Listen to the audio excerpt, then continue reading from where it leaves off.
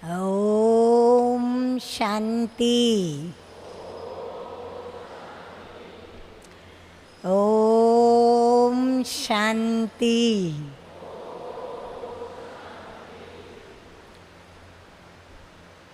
योग की गहन अनुभूति और उसका आधार क्या है और उसके लिए हमें कौन सी गहन तपस्या करनी है। बहुत विरोधाभासी बातें हैं। एक तरफ तो है कि गहन अनुभूति, तो योग की गहन अनुभूति मेरे ख्याल से आप सभी ने भी कभी ना कभी, किसी ने ज़्यादा तो किसी ने कम, पर अनुभूति माना अनुभव किया अवश्य होगा। जिन्हें गहन अनुभूति की आवश्यकता है या और समझना ज़रूरी लगता है, वो हाथ उठाए। अच्छा, बहुत अच्छी बात है, क्योंकि कहा जाता है जहाँ न पहुँचे रवि वहाँ पहुँचे कवि, जहाँ न पहुँचे कवि वहाँ पहुँचे अनुभवी। परंतु यहाँ ही बात पूरी नहीं होती, आगे है जहाँ न पहुँचे अनुभवी वहाँ पहुँचे स्वानुभवी। अनुभवी जो होते हैं वो दूसरों को देख के भी अनुभवी बनते हैं। उनको अपना अनुभव नहीं होता है, परंतु दूसरों का देखा हुआ, सुना हुआ, बोला हुआ, उसके आधार पर वो अनुभवी होते हैं। जैसे कोई ने जहर पिया और मर गए, तो कैसे उनका बदन ग्रीन हो जाता है, नीला हरा पड़ जाता है, और उनको कैसे जो उल्टियाँ होती है वो भी हरे रंग की होने लगती है। तो वो देख कर कि कैसे वो तड़प तड़प करके मरा, तो अनुभव उसका है, लेकिन उसको देख करके और हम महसूस कर लेते हैं कि जहर पीने से क्या हालत होती है। ठीक उसी प्रकार स्वयं को अग्नि में जलाना आवश्यक नहीं। तो जैसे कहते जहर की परख नहीं की जाती है। जहर कभी चखा नहीं जाता है। चखा जाता है कभी जहर को, क्योंकि चखना भी मृत्यु को आमंत्रित करना है। ऐसे ही जलने का भी जो अनुभव है वो हर कोई करने की दिल नहीं करती है, परंतु हम जब दूसरों को जलते हुए देखते हैं तो उसकी जो पीड़ा होती है वो पीड़ा को हम महसूस करते हैं। तो दूसरों के अनुभव हमें अनुभवी बनाते हैं। जैसे हम लोगों ने भी स्वयं भगवान को देखा नहीं। देखा था किसी ने ज्ञान में आने के पहले? जिसने देखा वो हाथ उठाए। कोई ने नहीं देखा था, बराबर है। फिर भी अदृश्य रूप से और अकथ्य रीति से हम सभी का प्रभु में कितना विश्वास था कि हम अंदर ही अंदर इतना महसूस करते थे कि जिसका कोई नहीं उसका कौन है? भगवान है।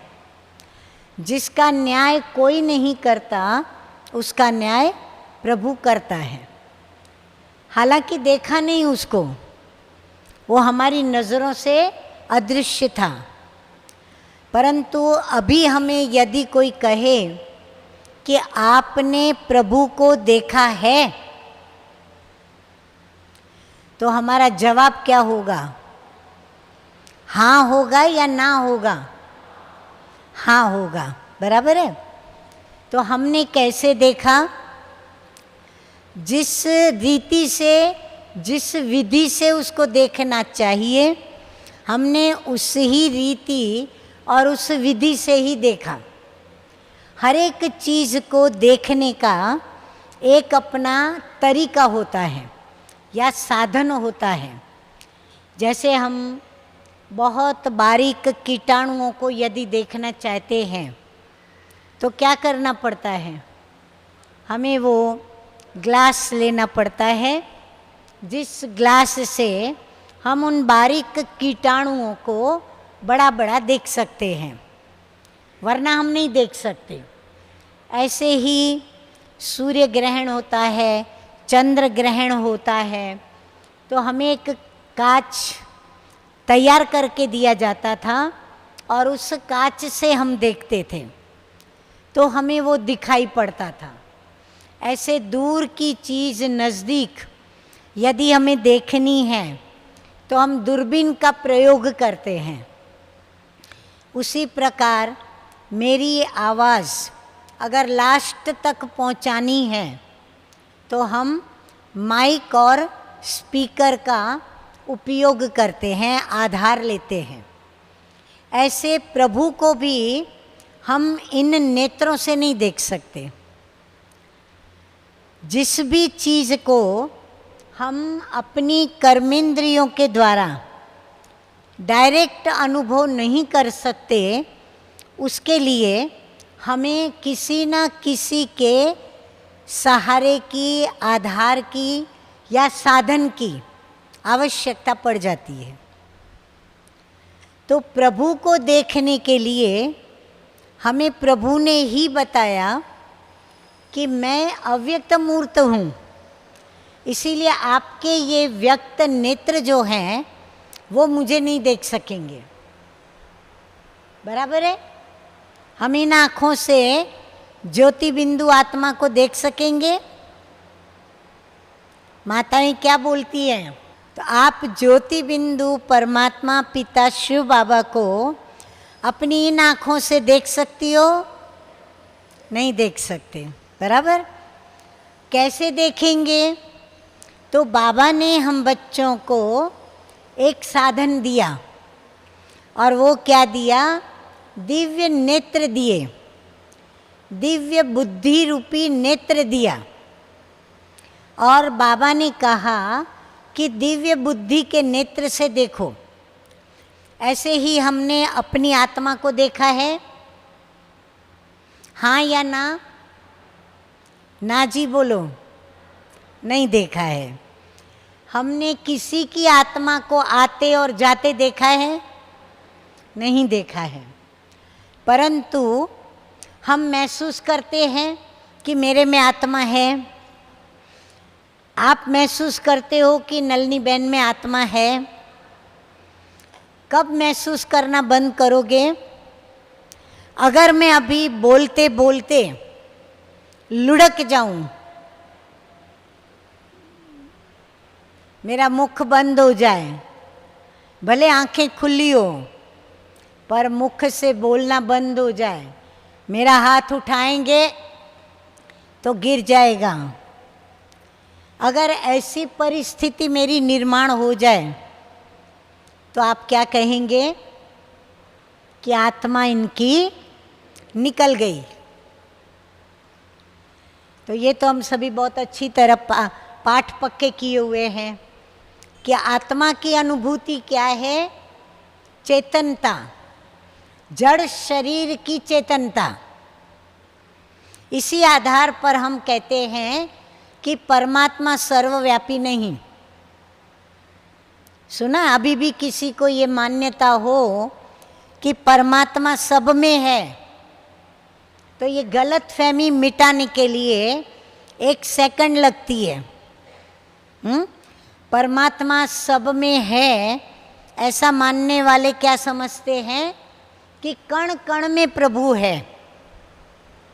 चैतन्य में तो है ही, पशु पंछी जानवर मनुष्य वनस्पति सृष्टि सब में, परंतु कण कण में तो ये टेबल भी आ जाता है, आ जाता है।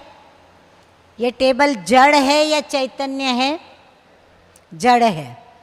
तो इसमें प्रभु यदि हो, जब आत्मा जो कि एक अणु है, उसका एक अंश मात्र है, वंश मात्र है, अगर वो जड़ शरीर में प्रवेश करती है तो ये शरीर चैतन्य हो जाता है। मैं हंसती हूँ, बोलती हूँ, और आप भी शरीर में आत्मा होते भी विश्राम घर में विश्राम कर रहे हो, अभी बैठे बैठे भी कर रहे हो। तो हम इस शरीर को विश्राम भी देते, स्फूर्ति में भी रखते। तो ये महसूसता है जब आत्मा इस चैतन्य, इस जड़ शरीर को अगर चैतन्य कर सकती है, तो परमात्मा यदि इसमें है तो ये चैतन्य क्यों नहीं है?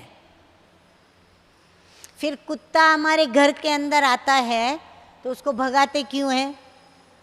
गद्दे को मारते क्यों हैं? गद्दे पे बोझ क्यों रखते हैं? हाँ, ऐसे अगर आप पॉइंट्स निकालने पर आओ तो ढेर सारी पॉइंट्स हैं, है ना। तो इसको कहते हैं अनुभव, अनुभूति। अब ये गहरी अनुभूति है कि मैं आत्मा इस शरीर में हूँ। तो आप सब मुझे देख रहे हो, मैं भी देख रही हूँ, कौन सुन रहा है, कैसे सुन रहे हैं, उन्हें मेरे क्लास से इंटरेस्ट आ रहा है कि नहीं आ रहा है।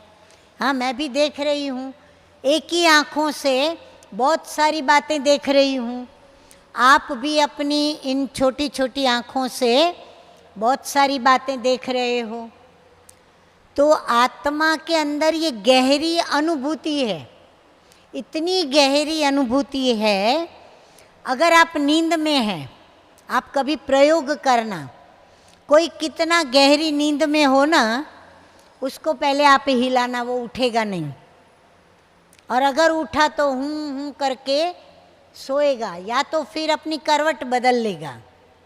परंतु उसको आप हिला करके सिर्फ इतना ही पूछो कि एक बात का जवाब दे, फिर सो जा, तेरा नाम क्या है? तो वो नींद में अपना नाम राइट बताएगा या रॉन्ग बताएगा? राइट बताएगा। आप ट्राई करना।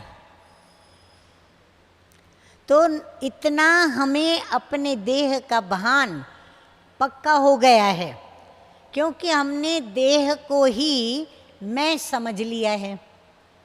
ऐसे परमात्मा पिता की अनुभूति बहुत समय से हमने गलत समझी हुई है, तो गलत फहमियाँ बैठी हुई हैं। इसीलिए अभी जब सच्ची अनुभूति हमें कराई जाती है तो हम उन अनुभूति को उतनी सहज, स्पष्ट, सरल और तुरंत कर नहीं पाते हैं। नहीं तो इतने सब भाई बहनों के हाथ क्यों उठते हैं? हालांकि आप सभी गहरा अनुभव कर रहे हो। आप में से कोई भी ऐसा नहीं बैठा है जिसने गहन अनुभूति न की हो। अभी मैं देखो प्रश्न पूछती जाऊंगी, आप सब उत्तर मुझे हाँ में देते जाएंगे। मेरे कहने के कारण नहीं कि मैंने ऐसे बोला है इसीलिए आप हाँ करेंगे, नहीं, आप अपने अनुभव के आधार पर ही कहेंगे। आपको योग अच्छा लगता है? जो बाबा ने सिखाया, हाथ उठाएं, थोड़ी एक्सरसाइज भी हो जाएगी, नींद भी उड़ जाएगी। अच्छा लगता है। देखा, आपको योग में बैठना और बाबा से बातें करना अच्छा लगता है? अच्छा लगता है। आपको योग में शांति का अनुभव आता है? आता है। आपको योग में सुख का अनुभव आता है? आता है।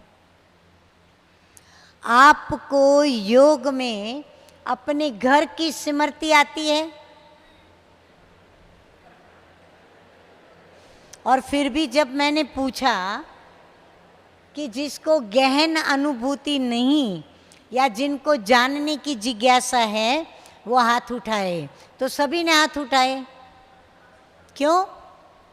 कारण क्या? क्योंकि हमारे पास योग की गहन अनुभूति की अपनी अपनी मान्यताएं हैं। कुछ बातें हमें बाबा ने बताई हैं, कुछ बहनों के द्वारा, वरिष्ठ दीदियों के द्वारा, दादियों के द्वारा, वरिष्ठ भ्राताओं के द्वारा हमने सुनी हुई है, कुछ हमने शास्त्रों के अंदर पढ़ी हुई है कि योग की विधि क्या होती है और सिद्धि क्या होती है। जैसे मैं एक आपको मिसाल बताती हूँ, शायद आप लोगों में से भी कईयों को ये अनुभव आता होगा और होता भी होगा। डॉक्टर्स तो बहुत हैं, यहाँ भी कई डॉक्टर्स बैठे होंगे, लेडी डॉक्टर्स भी होंगी, जेंट्स डॉक्टर्स भी होंगे। डॉक्टर सभी को बीमारी देख करके दवाई देता है, ये तो आप सभी को पता है। लेकिन फिर भी कोई कोई पेशेंट, दर्दी ऐसे होते हैं जिनको डॉक्टर यदि ऊंचा प्रिस्क्रिप्शन न लिख के देवे, ऊंची ऊंची दवाइयाँ, महंगी महंगी दवाइयाँ न लिख के देवे, तो उनको लगता है कि मुझे बराबर दवाई नहीं मिली। ये बात सत्य है। अगर डॉक्टर ने देखा कि ऐसी कोई गंभीर बीमारी नहीं है, एक आध क्रॉसिन खा लेंगे, एनेसिन खा लेंगे या कोई ऐसी दवाई खा लेंगे, एक आध दो गोली ठीक हो जाएंगे, तो उनको सेटिस्फैक्शन नहीं होता है। लेकिन उनको बताया जाए कि आपको ये 3 दिन का कोर्स करना पड़ेगा, 5 दिन करना पड़ेगा, आराम करना पड़ेगा, ये परहेज रखनी पड़ेगी, तब उसको लगेगा कि वाकई डॉक्टर ने मुझे बराबर कहा। या फिर कोई कोई डॉक्टर इंजेक्शन देता है ना, तो उनको लगता है कि बराबर है, पर उनको पता नहीं कि डॉक्टर उनकी नेचर को देखकर सिर्फ पानी का ही इंजेक्शन देता है। मालूम है ये सभी को, क्योंकि डॉक्टर ये बात जानते हैं कि इनको इंजेक्शन नहीं लगाएंगे ना तो इनको लगेगा नहीं कि मैंने इनकी ट्रीटमेंट की। तो हमारी मान्यताएं, हमारा मानना जैसा होता है वैसा सामने वाले को करना पड़ता है। राइट? आप लोग तो अनुभवी हो। तो इसीलिए भक्ति मार्ग हमारा 63 जन्म चला। अब हमें भी ऋषियों ने, मुनियों ने जो शास्त्र लिखे, गुरुओं ने, साधुओं ने, संतों ने, पंडितों ने जो शास्त्र सुनाए, पढ़े हमने, उसमें योग की बहुत बड़ी बड़ी बातें लिखी हुई है कि भाई इतने हजारों वर्ष फलाने राजा ने तप किया, फलाने ऋषि ने तप किया, फलाने मुनि ने तप किया, तब जाकर के उसे सिद्धि प्राप्त हुई।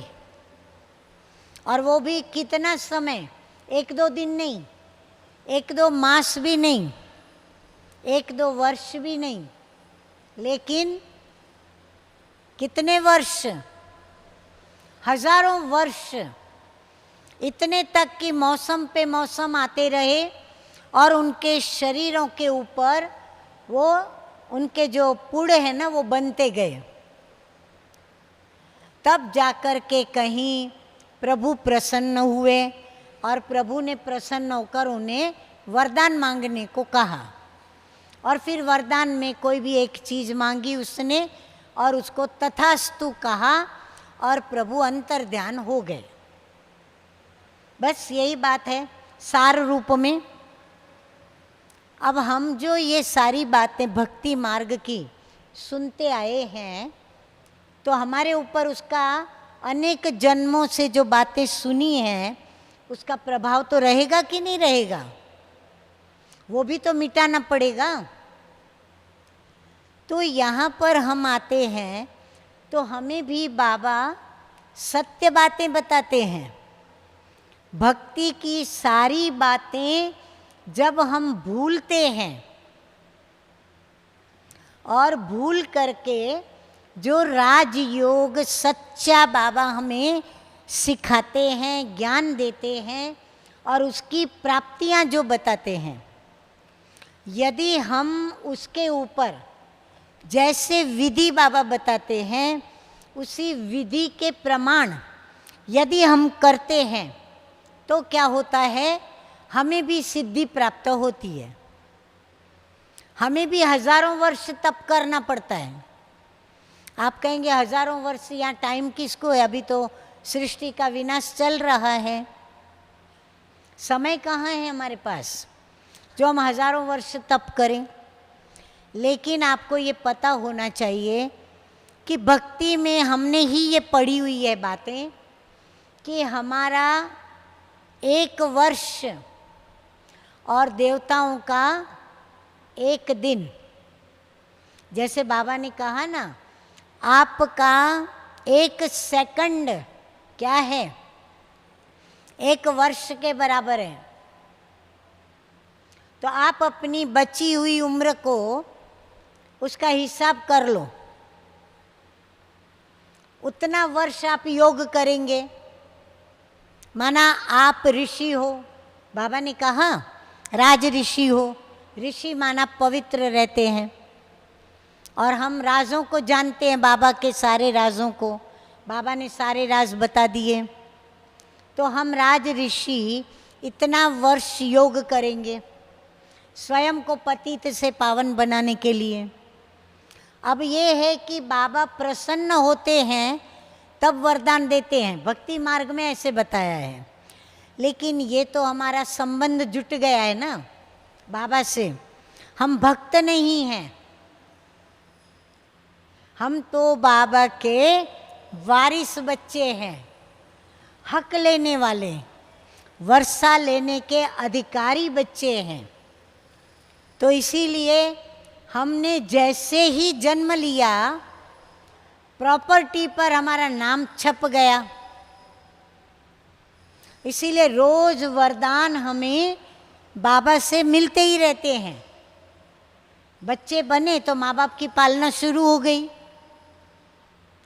तो बाबा हमारी पालना आशीर्वाद से, वरदानों से, अपने गुणों से, अपनी छत्र छाया से, अपनी शक्तियों से, ऐसे हमारी बाबा पालना कर रहा है।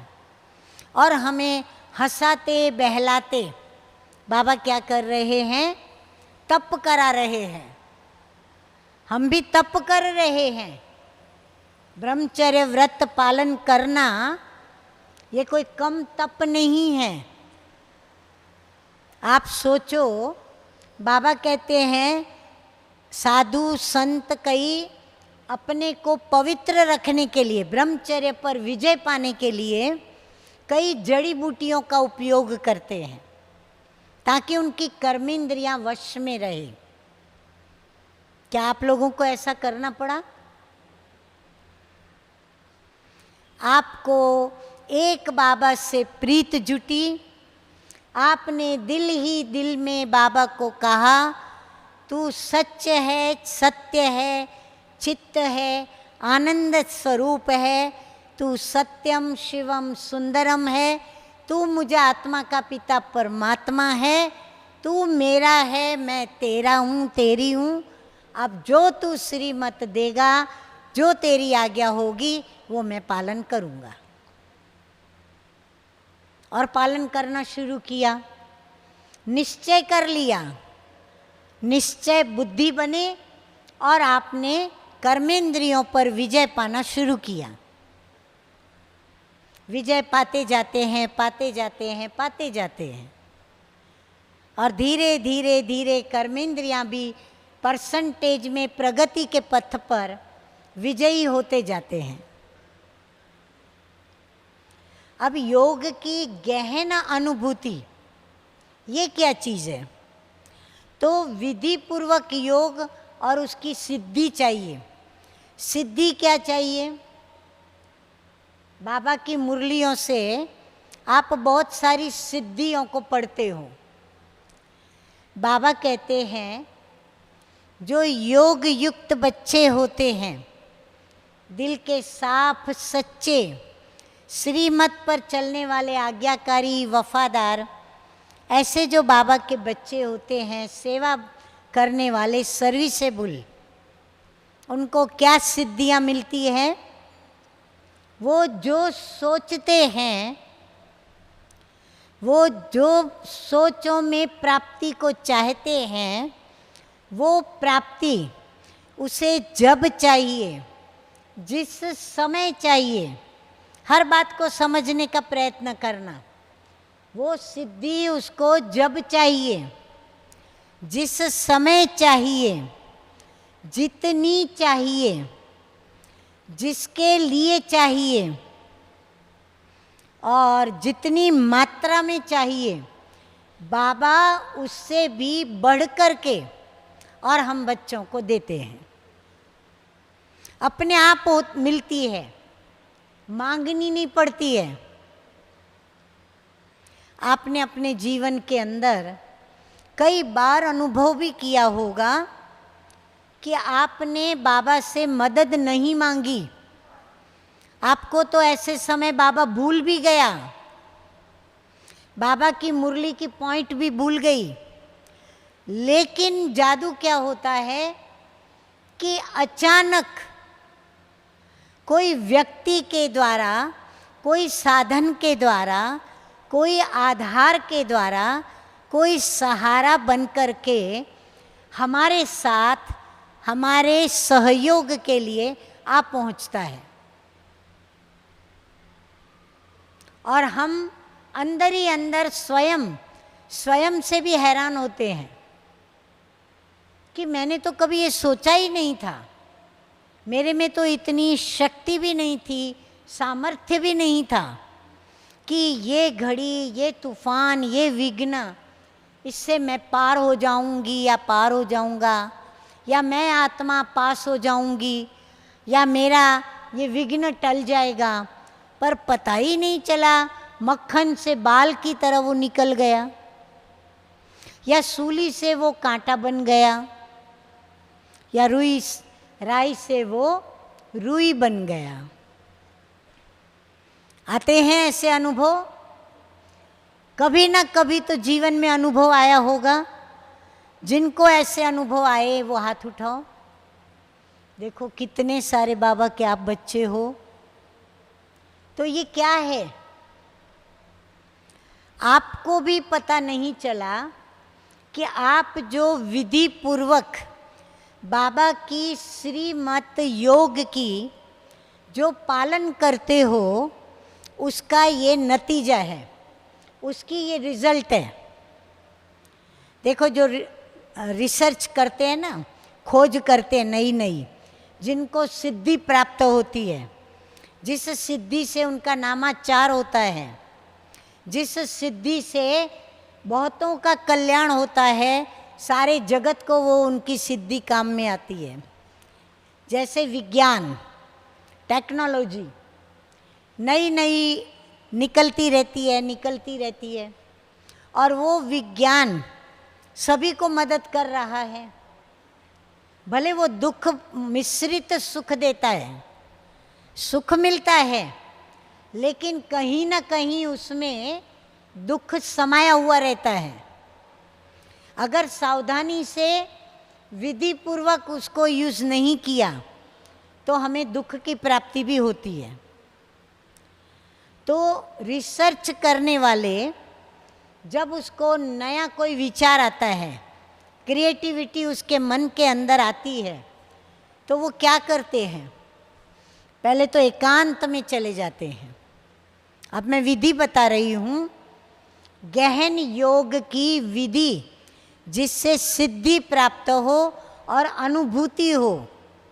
और अनुभूति तो है, पर आपको सेटिस्फैक्शन हो, संतुष्टता हो, ऐसी अनुभूति जो आप ये कह सको कि मैं बस बाबा का वो अनुभव किया है जो जन्मों तक मैं भूल नहीं सकता।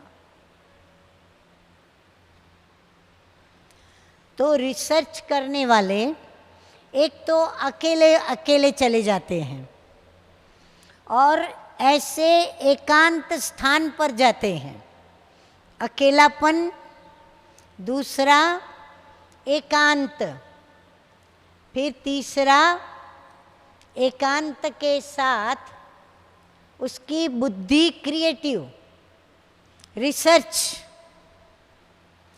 ऐसे नहीं सफलता हुई तो ये करूं, इसमें नहीं सफलता मिली तो अब ऐसे करूं, ऐसे नई नई अंदर में क्रिएटिविटी। फिर उसके साथ वो मेहनत करता है, उस मेहनत में वो थकता नहीं है। पांचवी बात, अथक रहता है। अथक माना सोना जागना उसके लिए कोई मायने नहीं रखता। जब तक उसका कार्य निश्चित पूरा नहीं होता वो सोने के लिए भी सोचता नहीं, उसको तब तक नींद नहीं आती। नींद में, स्वप्न में भी उसे वही बात दिखती है या घूमती रहती है।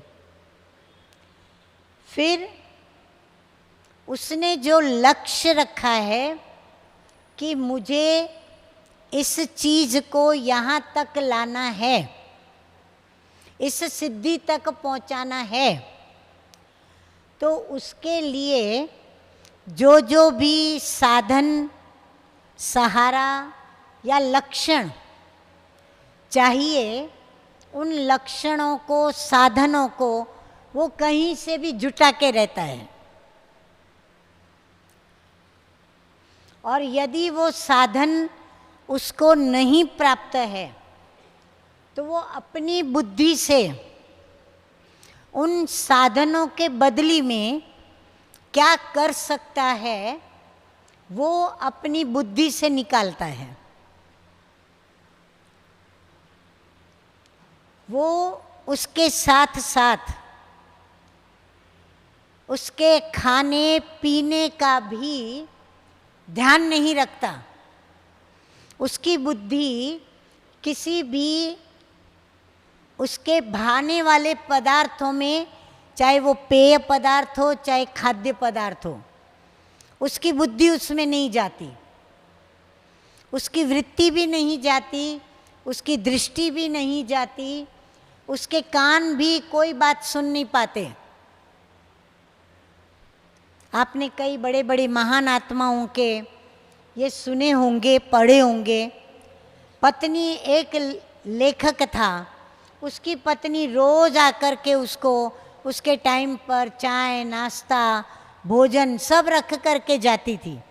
बरसों तक उसने सिर उठाकर पत्नी का मुंह नहीं देखा कि कौन आके रख के जाता है, कौन लेके जाता है, कौन ये सेवा करता है।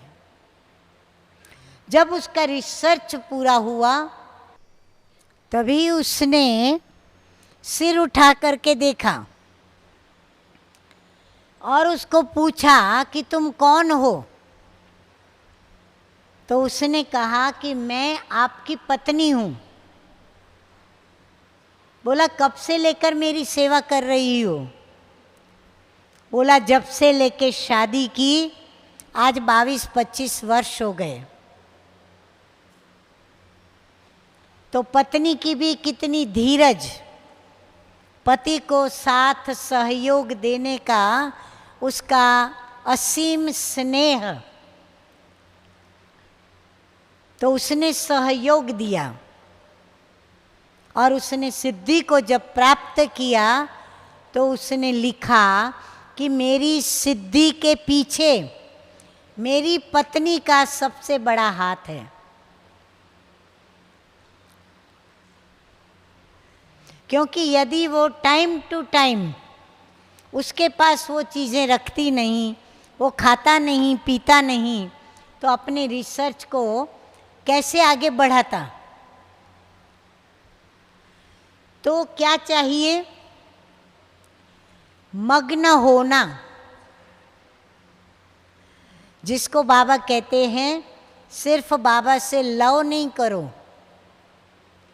लेकिन लव में लीन हो जाओ। उन्होंने कहा ब्रह्म में लीन होना, लेकिन बाबा कहते ब्रह्म तो तत्व है, लेकिन प्रभु के लव में लीन होना है। तो प्रभु के लव में लीन होकर हमें याद करना पड़े, योग करना पड़े। योग का मतलब तो आप सभी जानते हैं। योग करना माना आत्मा परमात्मा से मिलन मनाती है, तो इस मेल को कहते हैं योग। आत्मा का परमात्मा से जुड़ना, इस जोड़ को कहते हैं योग। आत्मा परमात्मा को याद करती है, इस याद को कहते हैं योग। और ये योग तब होता है जब स्नेह हो, स्नेह में भी सच्चाई हो, सच्चा स्नेह हो, साथ में संबंध भी हो, साथ में एक दो के प्रति लगन भी हो, कनेक्शन बराबर जुटा हुआ हो। फिर उस स्नेहपूर्ण संबंध में निश्चय भी हो, विश्वास भी हो। जब ये सारी बातें इकट्ठी हो और फिर श्रीमत पर विधि पूर्वक योग में बैठना हो। श्रीमत कहती है विदेही बाप को याद करना है, तो विदेही स्थिति में बैठना है। विदेही स्थिति माना स्वयं की देह को भी भूलना। मेरा शरीर यानी मेरापन भूलना। अब मेरेपन की बहुत बड़ी लिस्ट है, ये सब हम भूल जाएं उस समय, कुछ याद न रहे, अकेला, मैं अकेला, मेरा शरीर भी मेरे साथ नहीं। अगर कोई साथ है तो मैं और मेरा बाबा। फिर एकांत, एक के ही अंत में रहना, माना एक के ही प्यार में खो जाना। उसके विषय में ही सोचना। मन अगर मगन होता है तो मन में लगन उसकी ही हो। बुद्धि में यदि चिंतन चलता है किसी का तो उसी का चले। स्वभाव यदि रूप दिखाता है तो बाबा के स्वभाव को ही सामने बार बार लाके बाबा के स्वभाव का रूप मुझे दिखावे।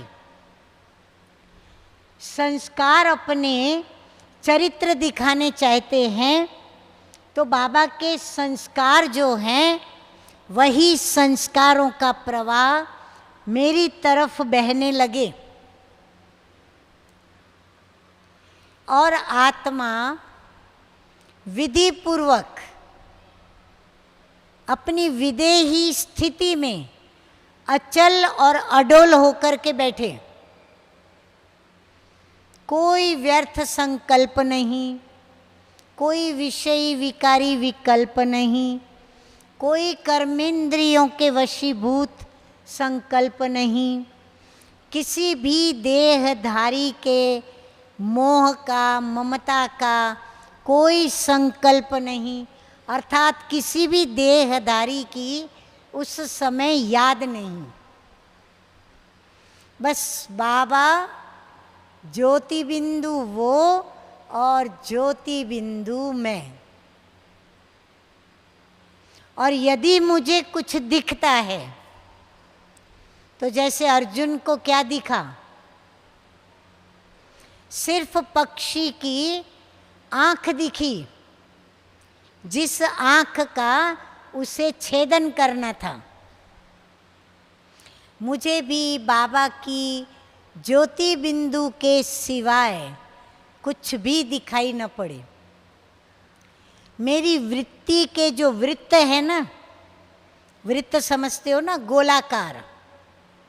आप किसी स्थिर जल के अंदर कभी ट्राई करना, पानी की एक बाल्टी या टब, उसमें आप पानी भरना।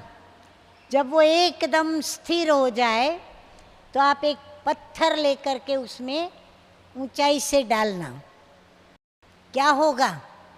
वो फैलेगा, उसके राउंड में वृत्त बनते जाएंगे और वो फैलते जाएंगे। फैलते फैलते फैलते किनारे पर वो खत्म हो जाएंगे।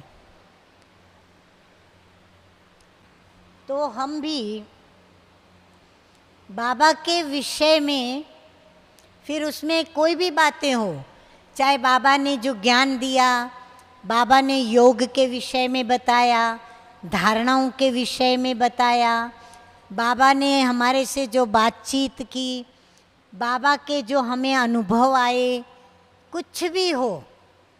जैसे लौकिक में यदि मैं अभी आपको कहूँ कि आप अपनी माँ को याद करो,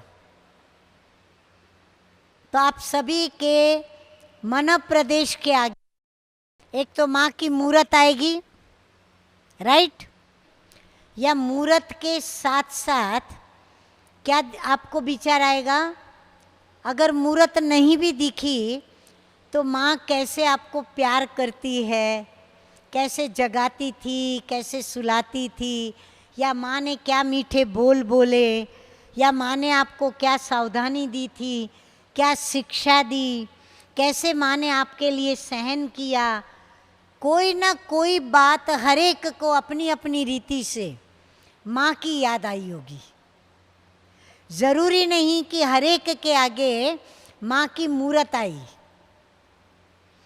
और अगर मूरत आई भी तो कोई के आगे रोती मूरत आई, कोई के आगे हंसती मूरत आई, कोई के आगे सजी सजाई मूरत आई, कोई के आगे प्यार करती हुई मूरत आई। हर एक के पास अलग अलग मूरत की सूरत दिखाई पड़ी, बराबर? तो कुछ भी माँ के विषय में याद करना माना याद करना। हम वैसे भी कहते हैं आपस में, भाई आज हमने आपको याद किया। तो याद किया तो कैसे याद किया? कहेंगे आज एक ऐसी बात निकली रमणीकता की, एक भाई बहुत जोक मार रहा था, एक बहन बहुत जोक बता रही थी, तो हमको आपकी याद आ गई कि आप भी कितने अच्छे अच्छे जोक्स बताकर हमें हंसाते हो। तो याद जो है बड़ी सहज और सरल और स्वाभाविक चीज है। वो मन और बुद्धि से वृत्ति में अगर एक बार कोई व्यक्ति आ गई, वस्तु आ गई, पदार्थ आ गया, तो वो उसमें बस जाती है, जैसे बीज पड़ जाता है। यही कारण है कि बाबा कहते हैं जितना आप व्यर्थ सोचोगे, जितना व्यर्थ कम सुनोगे, जितना व्यर्थ कम बोलोगे, जितना व्यर्थ संग कम करोगे, जितने आप समर्थ संकल्प करोगे, समर्थ सोचोगे, शुभ सोचोगे, अच्छा सोचोगे, अच्छा देखोगे, मुख से मीठे बोल बोलोगे, मधुर बोल बोलोगे, सुखदायी बोल बोलोगे, कम बोलोगे, आवश्यकता अनुसार बोलोगे, और सुनने में भी जितनी आवश्यक बातें हैं वही सुनो। साइकोलॉजी भी कहती है कि हम जो सुनना चाहते हैं, जितना सुनना चाहते हैं, हम उतना ही सुनते हैं। भले कोई 1 घंटा सुनावे, लेकिन उसमें से हमें याद कितना रहेगा? जो मुझे आवश्यक था, मुझे जो अच्छा लगा, जो मेरी पसंदगी का था, जो मेरे जीवन में था, जो मैंने किया हुआ है, जिसका मैंने सुख लिया हुआ है, जिससे मुझे शांति मिली है, मुझे वही बात याद रहेगी। या फिर उसमें वृद्धि करने के लिए कोई नई बात बताई गई तो वो मुझे याद रहेगी, वरना बाकी की बातें भूल जाती हैं। सिंपल मिसाल बताती हूँ।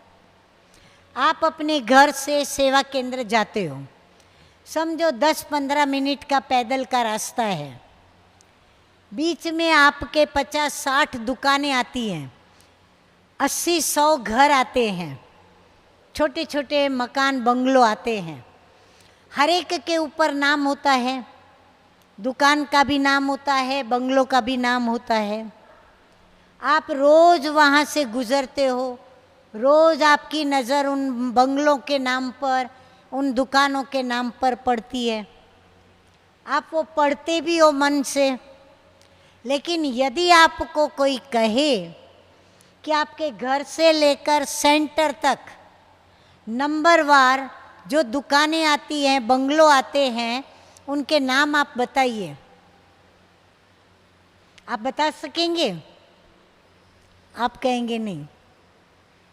यहाँ तक कि वो लाइन में वो बंगलो होगा, नाम पढ़ा है आपने, आप कहेंगे मालूम नहीं। या तो कहेंगे हाँ ऐसा कुछ बंगलों का नाम इस लाइन में है तो सही, पर हमें पक्का याद नहीं, क्योंकि हमारा मतलब नहीं उस बंगलों से, हमें आवश्यकता नहीं उसका नाम याद रखने की, हमारा उससे कोई रिश्ता नहीं, कोई रिश्तेदार वहाँ नहीं रहता मेरा जिसके कारण मैं वो याद रखूं। तो हम बड़े मतलबी लोग हैं। जहाँ हमारा मतलब होता है वो हमें याद रहता है, जहाँ हमारी आवश्यकता है वो हमें याद रहता है, जहाँ से मुझे कुछ प्राप्त होता है वो मुझे याद रहता है, या कोई मुझे अच्छा लगता है तो मुझे याद रहता है। कोई ने बिना मांगे मुझे मेरी मन चाही प्राप्ति करा दी, चीज़ दे दी, तो मुझे याद रहता है। तो हमें बाबा कैसे मिला? दिल से कहना। कोई ने भी ये समझा था कि हमें स्वयं भगवान इस जन्म में मिलेगा। जिसको ये निश्चय था वो हाथ उठाए। कोई भी नहीं।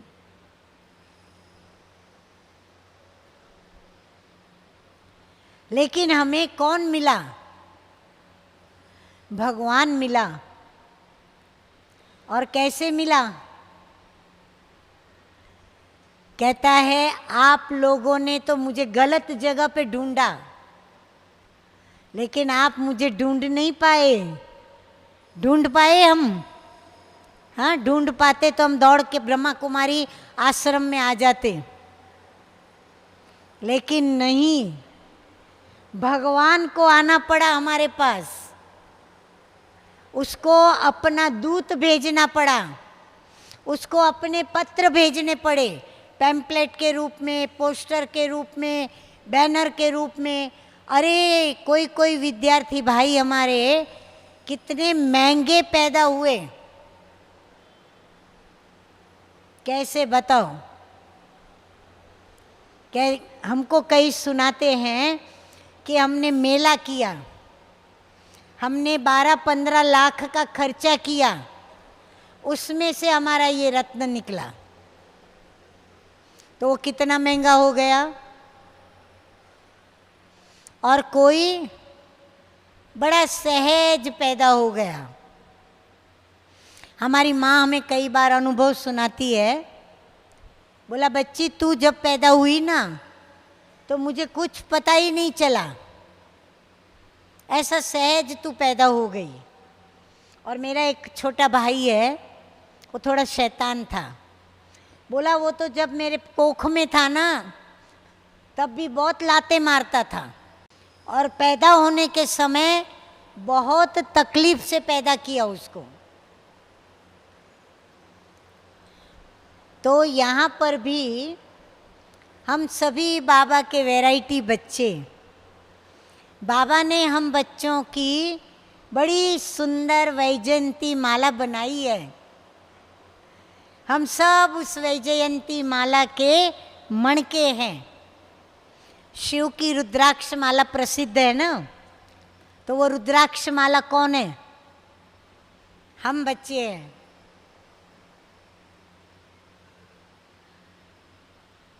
तो बाबा ने हमें ढूंढा है, हमने नहीं ढूंढा। एक एक रत्न को देखो, कहाँ कहाँ से, कैसे कैसे गांव से, जहाँ कोई न पहुँचे वहाँ प्रभु पहुँच गए और अपने बच्चे को लेकर के आए। नहीं तो आपका हमारा क्या संबंध। कहाँ हम गुजरात के, कहाँ कोई उड़ीसा, कोई आसाम, कोई पंजाब, हाँ कोई यूपी, कोई एमपी, कहाँ कहाँ से देखो हम सभी आपस में मिले हैं। कितना बड़ा बेहद का हमारा परिवार है, कितने सारे हमारे भाई हैं, कितनी हमारी बहनें। आप सोचो तो सही। मैं टीचर्स बहनों को बता रही थी, रक्षाबंधन चल रही है। कई भाई ऐसे यहाँ भी बैठे होंगे जिनको अपनी लौकिक सगी बहन नहीं होगी। कई ऐसी बहनें भी बैठी होंगी जिनको अपना लौकिक सगा भाई नहीं होगा। तो जब जब रक्षाबंधन आती है तो रक्षाबंधन पर थोड़ा हल्की सी एक लहर, पानी में लकीर कहते हैं ना, लकीर की तरह एक संकल्प आ जाता है, काश मेरी सगी बहन होती, काश मेरा सगा भाई होता, तो हम भी रक्षाबंधन मनाते। लेकिन हम जब ब्राह्मण बन जाते हैं तो मैंने कहा भाग्य देखो हमारे, आपको क्या पसंद है।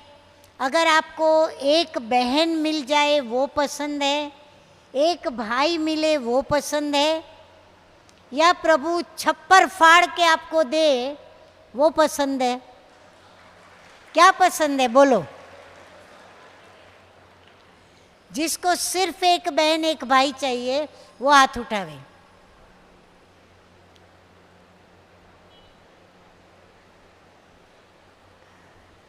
तो देखो बाबा ने हमें, हमने तो मांगा एक बहन एक भाई, मांगा नहीं, उदास हुए, सिर्फ उदासी आई पानी में लकीर की तरह कि बाबा मेरी कोई बहन नहीं, कोई भाई नहीं। तो पहले तो बाबा ने कहा तेरा सगा भाई मैं।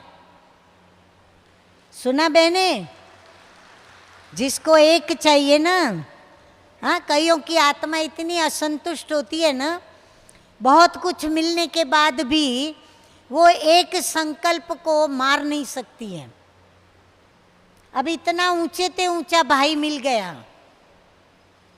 सोचो ब्रह्मा बाबा,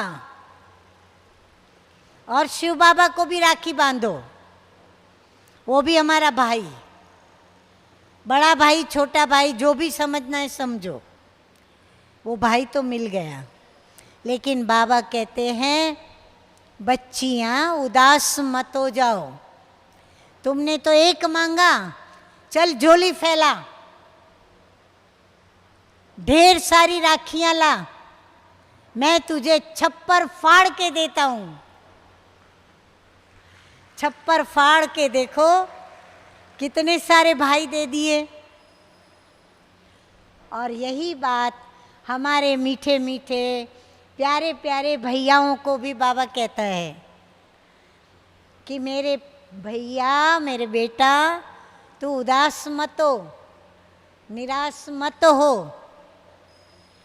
तूने तो एक बहन की कल्पना की और दुखी हो गया, उदास हो गया, लेकिन देख मैं तुझे 1 नहीं, 10 नहीं, 100 नहीं, कितनी बहनें दी, छप्पर फाड़ के दे दी है।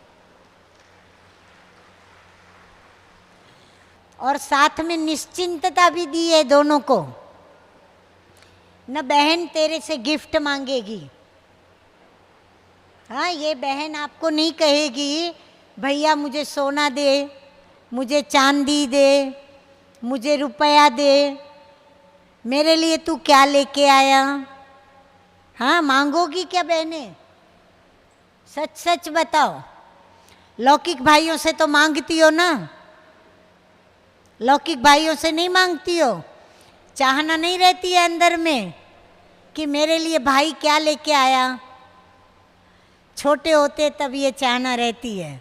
हाँ, जब माँ बन जाती है तो चाहना मिट जाती है ना। ऐसे ही भाइयों को भी छोटे होते हैं तो दिल करती है। हाँ, बहुत सारी राखी बंधे मेरे हाथ में, जितनी राखियाँ बंधती है ना भाई बड़ा खुश होता है कि मेरे को इतनी सारी राखियाँ बंधी, इतनी सारी मेरी बहनें हैं। अभी तो कितना गर्व करे, गौरव करे, बाबा ने कितनी बहनें दे दी, कितने भाई दे दिए।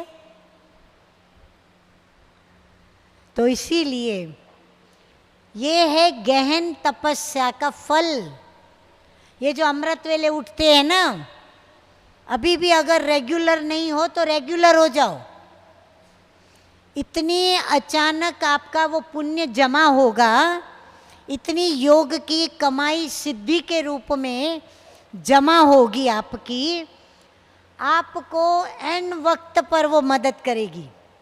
जब कोई मदद नहीं करेगा, मित्र संबंधी भी नहीं, आपके स्नेही नहीं, आपके लिए जान दे देने वाला वो भी मदद नहीं करेगा, और डॉक्टर जो नेक्स्ट भगवान है वो भी मदद नहीं करेगा, तभी कौन मदद करेगा? ये जो ब्रह्मचर्य व्रत कमाया है, श्रीमत का जो पालन किया है, और योग जितना करेंगे, चलते फिरते उठते बैठते, 1 मिनट 5 मिनट 3 मिनट जब भी समय मिला, ऐसे नहीं 3 मिनट जो हमारा ये ट्रैफिक कंट्रोल का गीत बजता है ना, तो हमारे भाई बहनें सचमुच ही विश्राम स्थान में पहुंच जाते हैं। समझते आप विश्राम का गीत बजा, चलो छुट्टी, छोटे बच्चों को मिलती है ना छुट्टी, खुश हो जाते हैं कि रिसेस मिल गई। हाँ, तो एकदम जैसा ही ट्रैफिक कंट्रोल का गीत बजा, जैसे ही एकाग्र होने जाते हैं तो देखते देखते कहाँ चले जाते हैं पता ही नहीं चलता। फिर अनुभव पूछो तो क्या बताते हैं, मैं तो एकदम बाबा की याद में खोई हुई थी आत्मा, मैं तो बाबा की याद के झूले में झूल रही थी, झूल नहीं रही थी, झुटका खा रही थी। या तो कहेंगे मैं एकदम परम धाम में विश्रामी हुई थी। कहाँ विश्रामी हुई थी? बाबा की गोद में नहीं, सोफा की गोद में, सोफा के सहारे।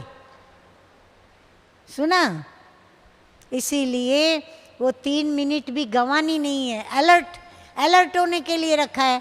अगर 3 मिनट के ट्रैफिक की जब लाइट होती है, अगर वो ड्राइवर या सारथी चलाने वाला अगर वो आंखें बंद करके झुटका खाए तो क्या होगा?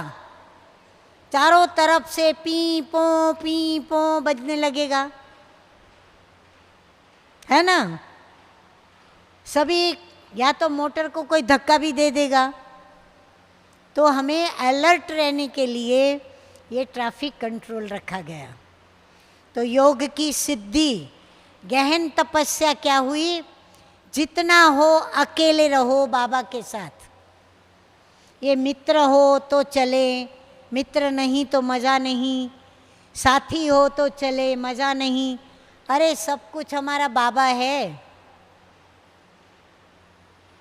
साथी वो, साथ उसका, सोचना है तो उसके बारे, बोलना है तो उसके बारे, देखना है तो उसको देखे, वृत्ति से सोचना है तो पॉजिटिव सोचे, ताकि दृष्टि, कृति, कर्म, कर्मेंद्रियां सब उसी के मय रहे।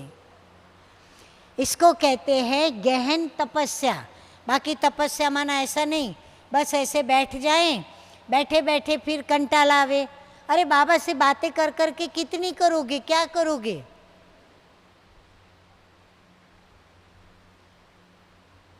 लेकिन चलते फिरते बाबा ने कितना सरल योग सिखाया।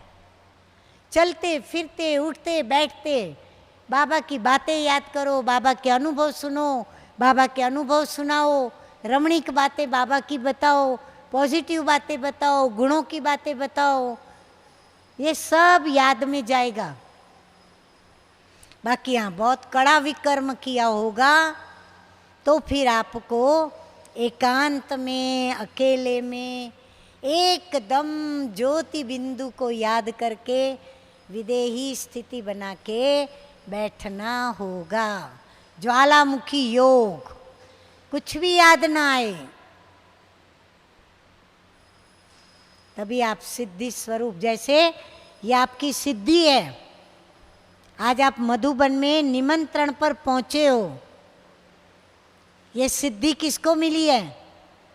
जिन्होंने इतने वर्षों से ब्रह्मचर्य व्रत और परहेजों का पालन किया। तभी तो आप मधुबन यानी दर्पण, प्रभु के दर पर पहुंचे हो, जहाँ आपने सब कुछ अपना अर्पण कर दिया है, जहाँ आपको अपनी मूरत, अपनी स्थिति, अपनी अवस्था दर्पण में स्पष्ट दिखाई देती है। बस अभी आप भी वो दर्पण बन जाओगे सिद्धि से। आपको देखेंगे, उनको अपना साक्षात्कार होगा कि ये कितनी महान आत्मा है और मैं कहाँ हूँ। आपके दर्शन के लिए तड़पेंगे, आप में उनको भगवान के साक्षात्कार होंगे और आपको चरण छुएंगे आपके। सुना? आप वंदनीय पूज्यनीय बनेंगे। तो समझा, ये है योग की गहन अनुभूति, तपस्या।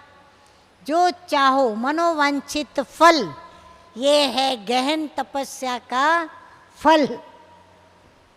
जो तप करता है वो प्रभु की पत रखता है। हाँ, तप को उल्टा करो, पत रखना। तप, पत। दर्पण माना दर पर अर्पण करना। जैसे मंदिर के दर पर सब शुभ करते हैं, है ना? मंदिर का प्रवेश द्वार कहलाता है दर, दरवाजा। तो इसीलिए सब शुभ कार्य करो, शुभ सोचो, ये अभ्यास करो बार बार। यही तप है, यही आपको बार बार करना होगा। इसीलिए संग सदा बाबा कहते हैं सत्य का रखो। अपने सारे नेगेटिव थॉट्स को नीचे फेंक दो। बाजू वाले को नहीं देना। नीचे जमीन में गाड़ दो, फिर निकले नहीं बाहर। हाँ, अभी तालियां बजाओ, गाड़ दिया, खुशी मनाओ, खुशियां मनाओ। वाह भाई वाह। अभी झूला झूलाओ, झूला झूलाओ विष्णु बेन, झूला झूलाओ अभी। आनंद का, प्रेम का, सुख का, शांति का, आनंद का। वाह भाई वाह, झूला झुलाया। अभी खूब एक दो को गले लगो, आजू बाजू जो है ना उनको गले लगो प्रेम से। हाँ, बड़ा मजा आएगा, बड़ा मजा आएगा। जो अकेला पड़ जावे उसको मिलो, किसको अकेला होने नहीं दो। आजू बाजू कोई अकेला खड़ा है तो मिलो, उसको मिलो। हाँ, ऐसे सब एक दो को गले लगो। अरे कोई नहीं तो बाबा को गले लगो, सब बाबा को गले लगो। मेरे बाबा बोलो, प्यारे बाबा, मीठे बाबा, वारी जाऊं बाबा, बलिहार जाऊं बाबा। तू मेरा, मैं तेरा, और कोई ना दूजा मेरा। तुम्ही से खाऊं, तुम्ही से पीऊं, तुम्ही से जागूं, तेरी यादों में सोऊं। जो कुछ भी करूं तेरी यादों में करूं। तू मेरा, मैं तेरी।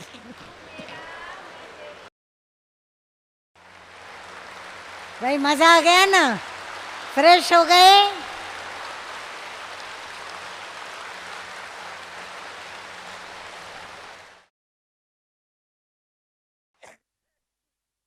बस वाह बाबा, वाह मैं, वाह ड्रामा में मेरा पार्ट, वाह मधुबन, वाह मधुबन मेरा घर। बाबा मुझे बार बार बुलाना, मैं बार बार यहाँ आऊंगा। आप जो कहेंगे वो करूंगा। बाबा कहता है, मीठे बच्चे, लाडले बच्चे, सिकिलदे बच्चे, बैठ जाओ।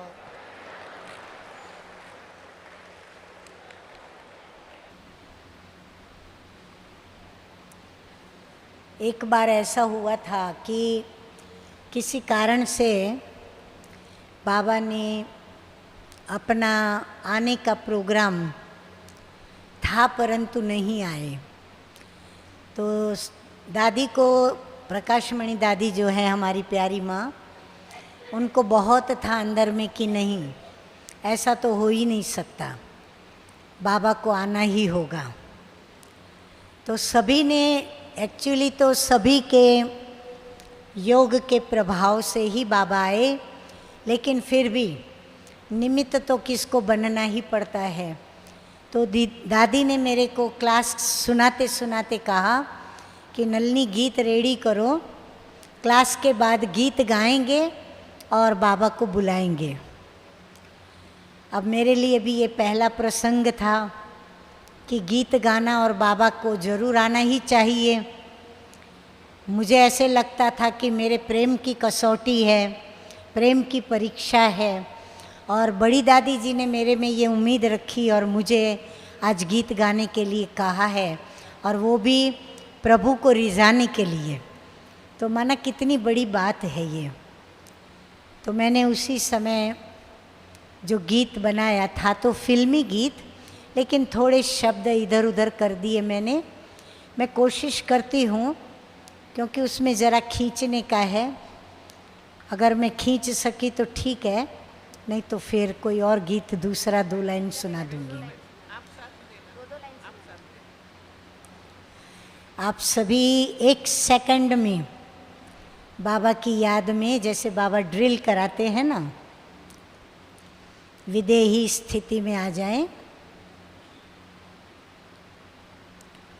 और आप सब यही सोचें कि आप अभी आपकी भट्ठी में बाबा को बुला रहे हो।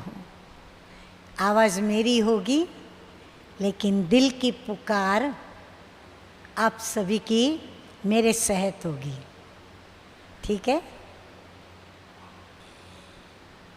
ओ वतन के वासी बाबा, आ जाना आ जाना आ जाना, एक पल आ जाना हो वतन के वासी बाबा, आ जाना आ जाना आ जाना, न रोके गिराह तोरी बैया हमार, न बंधन में बांधेंगे नैनों के तार, न रोके गिराह तोरी बैया हमार, न बंधन में बांधेंगे नैनों के तार, जो रोके तो रोकेगी दिल की पुकार,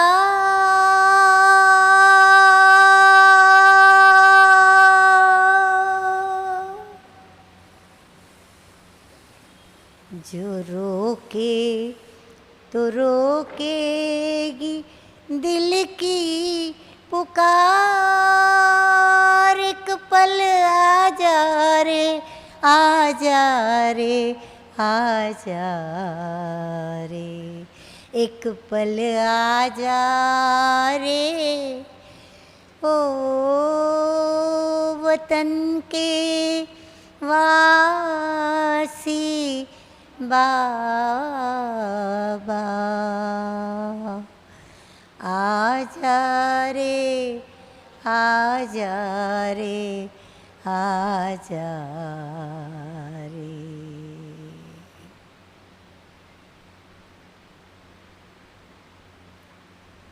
आगे तो गीत बहुत है जिसमें वायदा भी किया है, और मेरे प्रेम की लाज रखना, मेरी कसौटी, मुझे कसौटी पे मत उतारो, मेरी प्रेम की बेइज्जती मत करना, ये सब शब्द उसके अंदर भरे हुए थे। और सचमुच ही जैसे ही मैंने वो लास्ट लाइन अभी गाई रही थी तो बाबा आ गए, अव्यक्त बाप दादा, जिसमें ये भी कहा था हमने कि भले आप वाणी नहीं चलाना लेकिन सिर्फ दृष्टि दे करके हमें निहाल करके जाओ। तो बाबा आए थे, आए, सभी को दृष्टि दी और हम सभी बच्चों को बाबा खुश करके गए। अच्छा, आप सभी को रक्षाबंधन की बहुत बहुत मुबारक हो, मुबारक हो, मुबारक हो और बधाई हो। और हमारी आप सभी के प्रति सदा ऐसे खुश रहो, आनंद में रहो, मौज में रहो और अपने पवित्रता के पथ पर और बाप दादा की इसी प्रकार एग्जाम्पल बन कर के, मिसाल बन कर के सेवा में आगे बढ़ते रहो। ओम शांति।